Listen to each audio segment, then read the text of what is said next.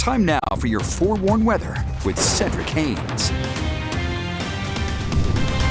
Welcome back. So Cedric, we were just talking about all those events going on in honor of 9/11 as people remember the lives lost and pay homage to the heroes who paid the ultimate sacrifice. So how's the weather going to be for these events? Yeah, we're looking okay out there for the most part. As we take a look outside here, we've got blue skies here showing up across the area here. This is from the colonial camera here, and you can see here, again, our flag there in the distance. But again, as we pay tribute on 9/11 here, we've got the blue skies that are showing up out there across the area. Overall, the weather looking good, but notice the breeze that's showing up out there. More on that in just a moment. 70s and 80s here showing up across the state right now. So it is fairly warm as you get ready to step out the door, maybe heading for any of those events or just a lunchtime session here. It's pretty warm. It's also, again, as I mentioned, breezy. The main storm system off to our north, but we've got an upper level low back to the west. And so that's all combining to kind of give us a squeeze effect.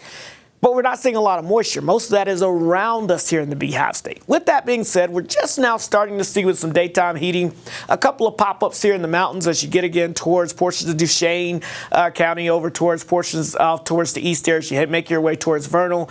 Again, this is going to be kind of the area that's going to have the best chance of a few pop-ups as we go into the next couple of hours. Again, I don't expect a ton of rainfall, but there will be at least a chance of some of these pop-up showers and storms continuing to develop in areas particularly east of I-15. You can see the overall large setup here with this upper level low off towards the west here spinning. So most of the moisture is confined just to our west and then an area off to our east. But some of that is clipping the eastern half of the state.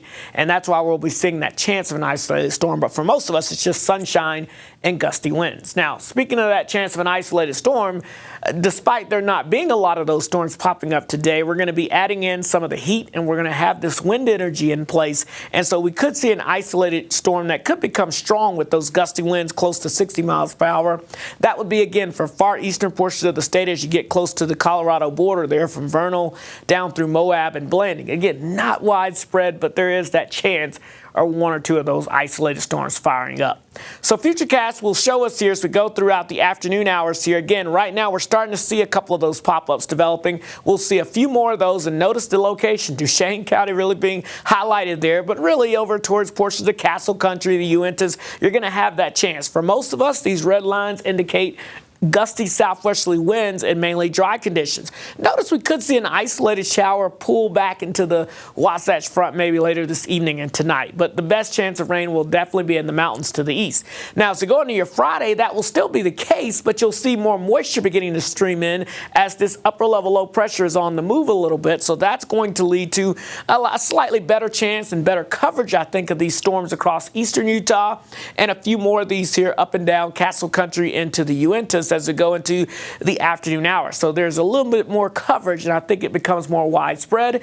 And then as we go on even near Saturday, you'll see we'll get a northwesterly flow, and that means even I think the Wasatch Front could get in on some of this activity. So we do have these flood watches in effect for the far eastern counties due to that potential of some excessive runoff and flooding. Look at these winds, again, gusting close to 30 to 40 miles per hour in spots already. That's expected to continue and expand this afternoon. So with that being said, we've got these elevated fire concerns here stretching from the Salt Lake Valley all the way back through portions of the I-15 corridor into southwest Utah, so keep that in mind.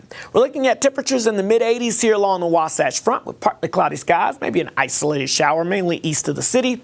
Southwest Utah, temperatures near 90. Watch out for that elevated fire concern as we go throughout the afternoon hours as those temperatures continue to climb. Overall, 90 degrees for us today in St. George, windy, fire concerns, but the Wasatch Front, we're looking at mid-80s into the 70s by your Saturday.